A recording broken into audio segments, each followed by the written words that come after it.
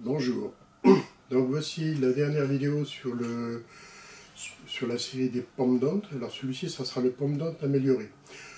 Il y aura deux pommes d'Hondt améliorées. Un parce que j'ai un pressostat de sécurité BP et un sans pressostat BP sécurité, donc juste le pressostat de régulation.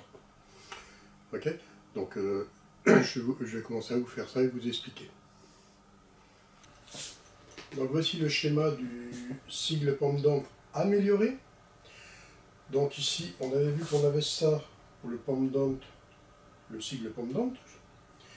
Maintenant, je viens de rajouter en rouge ici le sigle pomme d'Hondt amélioré. Alors, je rappelle le sigle pomme d'Hondt sans l'amélioré, on se servait que cette partie-là, mais on ne sert pas de cette partie-là. Donc, maintenant, je rajoute ceci. Ça va servir à quoi? Donc, je vais citer le pomme d'Hondt. Donc ici, j'ai toutes mes sécurités qui sont l'une derrière l'autre. Mon BP sécurité, mon HP sécurité, mes trois thermiques, compresseur, évaporateur, condenseur. J'arrive ici, donc je rappelle que quand une des sécurités réagit, ça s'ouvre, enfin, ça s'ouvre par là, contact, pardon, et ça arrête toute l'installation. Maintenant, j'ai toutes mes sécurités qui sont en ordre, j'arrive ici, j'ai un contact ouvert ici, donc ici celui-ci ne peut pas être alimenté. Maintenant ici j'ai un contact fermé ici, j'ai mon interrupteur marche-arrêt qui est en position fermée, j'ai mon thermostat qui est ici. Maintenant on va considérer qu'il est en demande, donc il est en contact fermé. AR1 est alimenté. Quand AR1 est alimenté, on voit qu'on a un contact dans la ligne 1, 3 et 5. Dans la ligne 1, AR1 c'est celui-ci, il se ferme. Ok? Donc je ne démarre toujours pas parce que lui il n'est pas encore fermé. Et j'ai encore un AR1 ici dans la ligne 3. Dans la ligne 3, j'ai encore un AR1. Celui-ci se ferme. J'expliquerai après à quoi ça sert. Maintenant, AR1 qui est ici dans la ligne 5, c'est fermé aussi en même temps. Donc AR1 a trois contacts, 1, 2, 1, 3 et 5. Là, ici, on voit que c'est la vanne électromagnétique donc, qui est alimentée. Donc ça veut dire quoi? Que le liquide va rejoindre mon évaporateur, va faire monter la pression dans mon évaporateur, après dans la ligne BP, et dans la ligne BP, le pressostat qui est ici va sentir cette pression et va se fermer. Donc le contact est fermé. Ici, je rappelle que AR1 est fermé, donc mon alimentation passe par là, va là, et enclenche KM1. Le compresseur se met en route. Quand le compresseur se met en route, il se fait un automaintien que je rappelle ici. Il se ferme ici. Mais j'ai un automaintien en 2, et j'ai encore un numéro 3 ici, qui est ici. Numéro 3, oui, qui est le KM1 4, qui est dans la ligne 3. Donc ici, j'ai un contact là de KM1 qui s'est fermé en même temps. Ceux-là sont déjà fermés. Donc ici, maintenant, ma tension peut passer là, et elle peut passer là comme ça. Bon, maintenant, qu'est-ce que j'ai? J'ai encore un contact ici, dans la ligne qui est le 5, et la 5, et j'ai oublié 5 et 6, j'ai oublié de noter la 6. Non, le 7, j'ai noté 6, 7, c'est quand même 6, 7, je ne suis plus dans celui-là, 6, 7, donc je suis bon. Donc ici, KM1 a enclenché tout ça, fermez ça. Maintenant, mon horloge, elle est en position non, je ne fais pas de dégivrage pour le moment, donc ça veut dire que mon contact est fermé ici, et celui-ci est ouvert. Donc je rappelle que quand je me mets en dégivrage, celui-ci s'ouvre, celui-ci se ferme, et le système se met en arrêt compresseur pour faire mon dégivrage, et mon ventilateur continue à tourner pour dégivrer. C'est une chambre positive pour celle-ci. Le pomme d'Hondt lui-même, il peut être le pomme d'Hondt amélioré, le sigle pomme d'Hondt et le sigle pomme d'Hondt, enfin le mot 3, sigle pomme d'Hondt, on va dire ça comme ça, peuvent être adaptés pour une chambre de congélation. Mais la régulation derrière est différente là ici, parce que bon, on va avoir un dégivrage, on va avoir tout un tas de trucs avec des résistances de dégivrage qui vont être plus complexes. Donc c'est pour ça que je marque positif pour pas qu'on confonde, mais dans le pomme d'Hondt, on peut l'adapter pour les négatifs. Alors, maintenant tout ça c'est enclenché, le compresseur tourne, il fonctionne, mais j'ai un petit problème. Bon, on sait que quand j'ai le pendant, le sigle pendant, qu'est-ce que j'ai? Ben, j'ai l'avantage, c'est quand il va s'arrêter, le compresseur, donc quand je vais plus être, le thermostat ne va plus être sollicité, AR1 ici va s'ouvrir, AR1 s'ouvrira ici, mais j'ai un automaintien qui tient le compresseur pour qu'il fonctionne et qui me vide l'évaporateur, et après je vais avoir l'arrêt BP. Alors, à quoi ça sert ici? Ben, ça sert tout simplement à une chose, c'est que quand j'ai mis en route toute mon installation, on a vu que ça c'est fermé, ça c'est fermé, ça c'est fermé, ça c'est fermé. Et ça c'est fermé par la BP. Mais je suis dans un endroit où il fait très froid, où que l'installation était arrêtée un petit temps, mais surtout, on va dire que le compresseur est à l'extérieur, il gèle, et que ça veut dire, bon, comme j'ai fait un pendant, mon gaz se trouve dans la bouteille de liquide à l'extérieur. Qu'est-ce qui va se passer quand je vais la mettre en route? Mon gaz va être froid. Bon, ma pression risque d'être faible au départ. Et je risque d'avoir mon BP qui déclenche avant même d'avoir démarré mon compresseur. Il va avoir démarré, puis il va couper aussitôt. Alors qu'est-ce que fait le pendant amélioré? Lui, il empêche le compresseur de s'arrêter, il bypasse mon BP régulation pendant le temps de démarrage. Donc il va bypasser ça. Si j'ai un problème de manque de gaz, j'ai toujours celui-ci qui est là.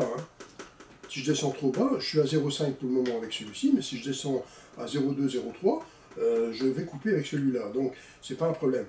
Donc, j'ai toujours une sécurité. Donc, qu'est-ce qu'il va faire? Il va me bypasser là. On appellera ce système-là un démarrage hivernal. Ça me permettra de démarrer de faire tourner mon compresseur, même si ma BP a déclenché directement. Et après quelques secondes, le gaz a chauffé, et puis pof, lui se referme. Bon, par contre, eux resteront fermés. Alors maintenant, un deuxième truc que l'on peut rajouter, c'est une installation où que j'ai déjà entendu plusieurs fois. Ouais, pourquoi mettre deux BP? J'en ai un là et j'en ai un là. Ben, si vous ne voulez pas mettre celui-ci, par exemple, on va dire par exemple.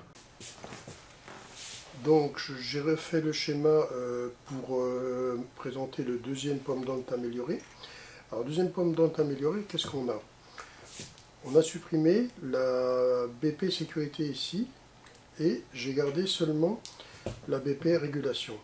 Comme j'ai plus de BP sécurité, celle-ci va servir de sécurité en même temps aussi. Alors, qu'est-ce qu'on va avoir? Ben, on va avoir ici AR1, un contact en plus, un contact temporisé en plus et KM1. Donc, dans ce système qu'il y a là, qu'est-ce que j'ai? Vous vous rappelez, j'avais que AR1 tantôt qui est KM1. Maintenant, qu'est-ce que j'ai rajouté? J'ai rajouté une temporisation.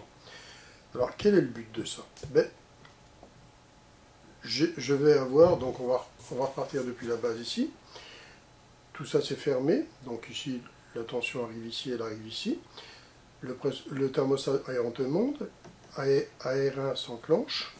Quand AR1 s'enclenche, il ferme ici, il ferme là, et il ferme ici. Donc il m'a fermé mes 3, 2, 3 et 5. Et 2, 3 et 5. Maintenant,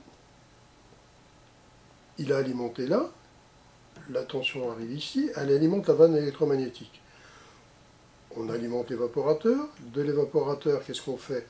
Ben, on va alimenter on va enclencher le pressostat via la BP, puisque la pression va monter à la BP, lui va s'enclencher. Quand lui va s'enclencher ici, AR1 étant ici, et AR1 ici, lui va envoyer de la tension sur KM1. KM1 va se fermer ici pour s'auto-alimenter par ici. Lui va rester aussi enclenché.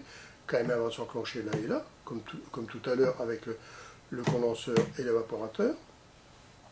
Mais maintenant, on va voir le KM1 d'ici qui va s'enclencher, qui va se fermer. Et tant que dès que le pressostat est enclenché ici, KM1 s'enclenche ici, donc, mais on a une temporisation qui est ici maintenant. Cette temporisation qui est ici, c'est une temporisation qu'on appelle travail. Celle-ci, elle va être réglée entre 3 et 5 minutes. Donc, elle est fermée au repos, et quand elle travaille, elle va s'ouvrir au bout de 3 à 5 minutes.